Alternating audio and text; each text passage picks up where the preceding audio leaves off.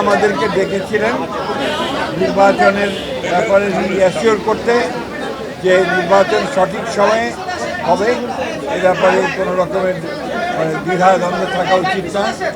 আর recently যে ঘটনা ঘটেছে, আমাদের যে রাজনৈতিক নেতা গণ অধিকারের নুরুর রহমান সাহেবকে যে আপনার আক্রমণ করেছে, এটা সম্পর্কে আমাদের মতামত আমরা খুব পরিষ্কার করেছি এবং এটা আমরা বলেছি যে এটা অত্যন্ত গভীরত কাজ হয়েছে এবং এটা খুব উদ্বেগজনক।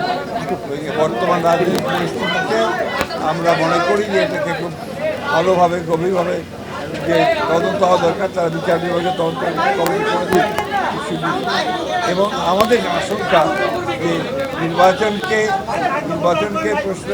বিভিন্নভাবে বিলম্বিত করার লক্ষ্যে এই ধরনের কিছু একটা শক্তি কাজ করছে।